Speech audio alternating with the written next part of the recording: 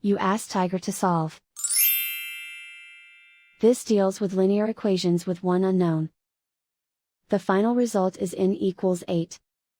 Let's solve it step by step. Group all n terms on the left side of the equation. Subtract 4.4n from both sides. Group like terms. Simplify the arithmetic. Group like terms. Simplify the arithmetic. Group all constants on the right side of the equation. Add 10 to both sides. Simplify the arithmetic.